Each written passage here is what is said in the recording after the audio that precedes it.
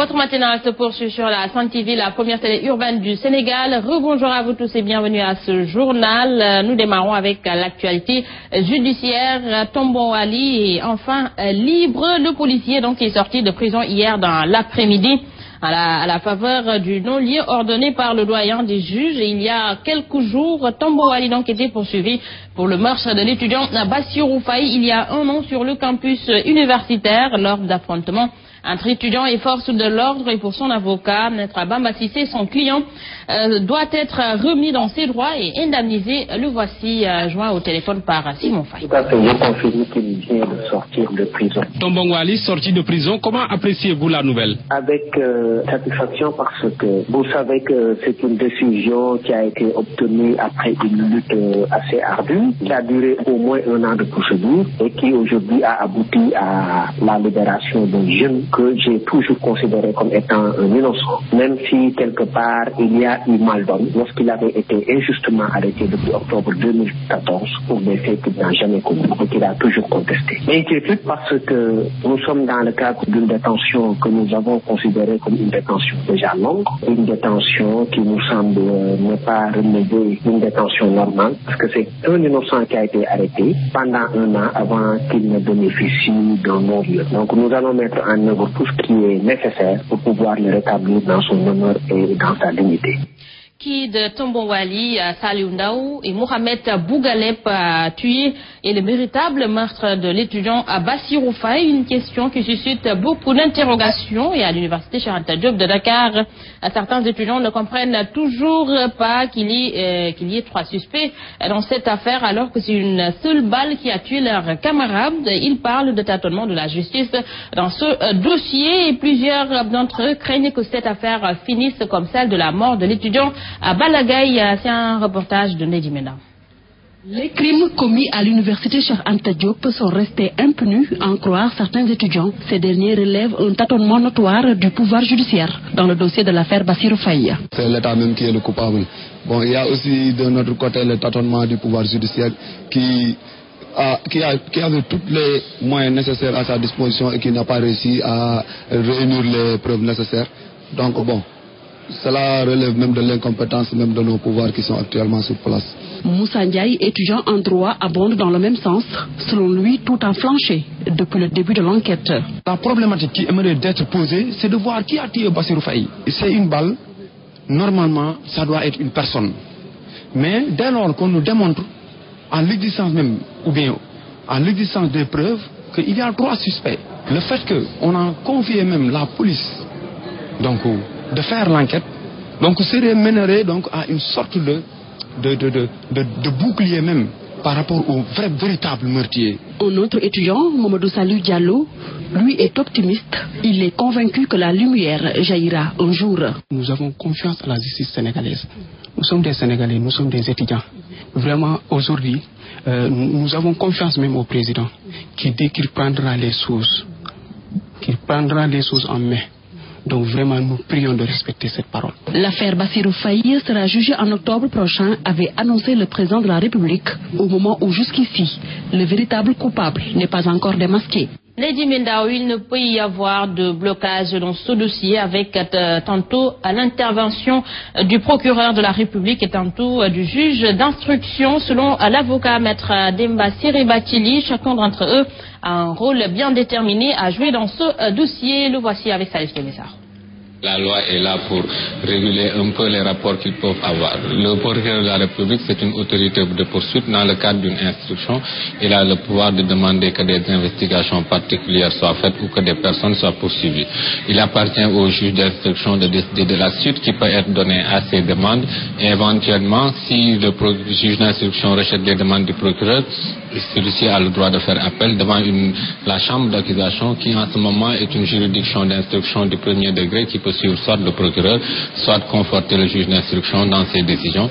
Il ne peut pas y avoir de blocage. Il faut juste que les gens distinguent les rôles des uns et des autres. Le procureur de la République n'est pas un juge. C'est au juge d'instruction de prendre la décision finale sur qui doit être poursuivi ou pas. Parlons de tout à fait autre chose. Le ministre de l'Énergie a effectué hier une visite dans les services rattachés à son département, de l'Agence pour la promotion et la maîtrise de l'énergie à celle de l'électrification rurale et les énergies renouvelables. Des programmes sont élaborés pour la mise en place de 10 000 biodigesteurs et pour des portées à 60% en électrification rurale. Le ministre se désole par ailleurs de la forte demande énergétique au Sénégal qui pourrait être réduite si l'on met à profit la position géographique du pays. C'est un compte rendu signé d'Aïkhadi Diouf. Les services relevant du ministère de l'Énergie ont reçu la visite de la tutelle, des tête-à-tête qui ont permis au ministre d'affirmer que le secteur se porte bien avec des projets innovants visant à répondre à la demande énergétique. On voit des programmes assez importants, dont le programme national de biogaz, qui va permettre de mettre 10 000 biodigesteurs qui auront un impact fondamental non seulement sur la cuisson domestique, mais aussi l'amélioration des cultures. La commission de régulation du secteur de l'énergie fait un travail assez considérable. Au niveau de l'ASER, les ambitions qui sont celles du président de la République de porter à 60%, on y travaille très fortement. Enfin, nous avons vu avec l'Agence nationale des énergies renouvelables les efforts qui seront bientôt visibles. Pour le ministre, le Sénégal est caractérisé par une forte demande en ressources énergétiques, tendance qui pourrait être renversée si l'on met à profit la position géographique du pays en construisant. Nous sommes un des champions quand même en matière de gaspillage d'énergie. Nous faisons des bâtiments dans le sens de la course du soleil où peu nous importe. Et on fait des bâtiments qui sont très mal éclairés naturellement alors qu'on a un pays très ensoleillé. À l'étape de l'Agence nationale pour les énergies renouvelables, le Comité national des hydrocarbures a réitéré à la tutelle sa demande d'intégration dans la commission de régulation du secteur de l'énergie. Aïkhadi Diouf, suite au nombreux cas d'électrocution notés en cette période hivernale, le ministre de l'Énergie exhorte les entrepreneurs en bâtiment à s'éloigner des câbles électriques en construisant pour éviter de les endommager. Tierno Alassanti ici avec Aïkhadi Diouf. Beaucoup de poteaux en bois notamment qui tombent dans le monde rural et rappeler les mesures de prudence qui sont nécessaires. En même temps et surtout, insister pour tous ceux qui sont en train de construire, les maçons, surtout qui poussent des balcons vers les fils, de faire en sorte d'éviter de se rapprocher des fils ou de pousser les fils électriques pour éviter de fragiliser les systèmes de fixation et d'augmenter les risques que ces accidents puissent se produire. Alors c'était ici Thierno Alassane Sall, ministre de l'Énergie. Autre information, colère noire à la cité Tawfekh Yakar, où les pluies de 6 jours ont fait des désagréments. Selon les populations, à chaque pluie, les eaux pénètrent leurs maisons et créent des dégâts matériels, faute d'étanchéité sur les dalles des maisons. À cela s'ajoute également l'insécurité, l'enclavement et le mépris des autorités de cette localité. À ce propos, nous suivons ce reportage signé Idrissa Djemé. Les dalles là, ils devaient prendre du ciment et mettre ça sur les dalles, mais ce qu'ils n'ont pas fait. Ils habitent Tawfekh Yakar et dénoncent ainsi la manière dont les terrasses sont construites. Et cela occasionne, lorsqu'il pleut, des désagréments aux populations. Il y a des fosses qui sont construites à moitié, des dalles qui ont eu des fissures, des bâtiments qui ont eu des fissures. Suñu kër yi gënal dal yi yëpp dañuy senn yëpp majeure partie bi lépp ay senn foo dugg mi ngi senn mi ngi sotti mel ne tame.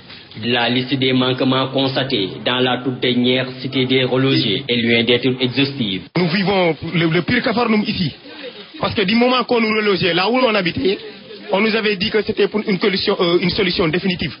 Et jusqu'au moment où je vous parle, les populations de Tawfekh continuent à vivre la misère. Et pourtant, les populations de Tawfekh Yakar ne sont pas restées les bras croisés face à cette situation préoccupante. 90-100 maisons, 100 maisons qu'on a recensées ici. Le gars même était venu ici, il a fait le constat, il a photographié les maisons qui sont inondées, mais jusqu'à présent, ils n'ont pas fait suite. À la cité Tawfekh Yakar, les populations sont obligées pour la plupart de rester dans leurs maisons afin de pouvoir évacuer les eaux des terrasses mal construites, selon eux, même lorsqu'il pleut. Merci à Idrissa Diémé. À présent, cap sur Sédhiou, où 37 hectares de terre ont été reboisés. Une activité qui rentre dans le cadre du suivi de la campagne nationale de reboisement. Et après ces efforts fournis, le colonel Beidiba, directeur des eaux et forêts, invite les populations à bien entretenir les zones reboisées. Le voici avec notre correspondant Ibrahim Diallo. Nous sommes aujourd'hui dans la région de Sédhiou, plus précisément dans l'arrondissement de Bogal, où nous sommes en train donc de poursuivre la tournée nationale de suivi de la campagne de reboisement. 37 hectares. 37 hectares ont été plantés et c'est plus de 200-300 plants.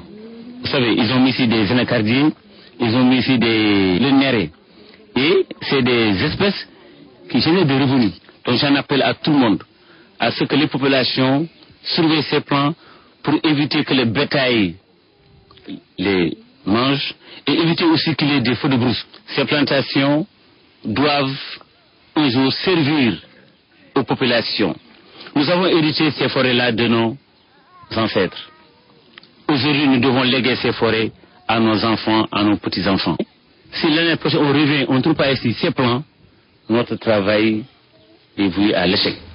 Nous restons toujours avec le colonel Beidiba qui a magnifié la pertinence du projet 2 et du PRODAC qui font respectivement l'aménagement des forêts pour une exploitation rationnelle des ressources et la valorisation des produits forestiers. Ces propos ici recueillis par Ibrahim Diallo.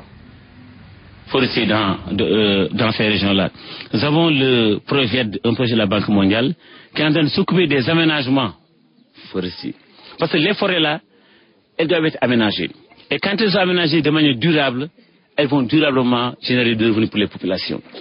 Vous savez, dans ces forêts aménagées aujourd'hui, suite aux inventaires qu'on a fait, on connaît le potentiel de ces forêts-là. Et par un système de rotation, les populations sont organisées de telle sorte qu'elles peuvent continuer à travailler dans la forêt durant des années, avoir des revenus sans perturber les bases de production de ces forêts-là. Nous avons aussi le PADEC, c'est un programme financé par la coopération canadienne. Voilà un projet justement qui est en train de valoriser ces produits forestiers, l'apiculture, entre autres.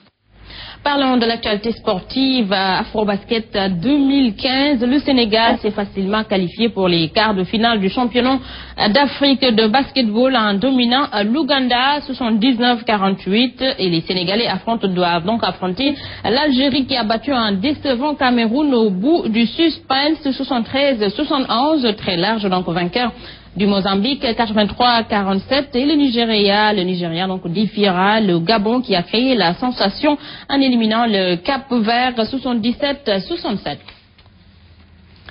À présent, l'actualité internationale avant de boucler ce journal. Au Burundi, l'opposition dit ne plus reconnaître le président Nkurunziza en tant que chef de l'État à partir c'était donc à partir d'hier, soit le dernier jour donc de son deuxième mandat. C'est ce qu'affirme le Sénat, une plateforme politique composée d'anciens cadres de son parti, d'opposants et de membres de la société civile. Et pendant ce temps-là, à Bujumbura, Pierre Nkurunziza a prononcé un nouveau discours à la nation. Discours où il a mis l'accent sur la sécurité et son nouveau gouvernement a tenu son premier conseil des ministres. Les positions sont plus tranchées que jamais, ce qui donc inquiète la communauté internationale qui voit la possibilité d'un dialogue s'éloigner. Voilà donc mesdames et messieurs, c'était tout pour ce journal. À vous tous, merci d'avoir suivi. Merci à toute l'équipe technique et l'équipe rédactionnelle qui ont participé à la réalisation. L'info en continue sur la Sen TV, la première télé urbaine du Sénégal. 7h30, Mamba Ndiaye, Mantoula Tchougoulou et vous retrouve pour la revue des titres en Wolof. 7h45, c'est le journal. Et tout de suite, Sen Coach s'installe dans Sen Gym pour vous donner quelques mouvements. Quant à moi, je vous retrouve à 13h pour le flash d'information. Bon réveil maintenant à tous et bonne journée.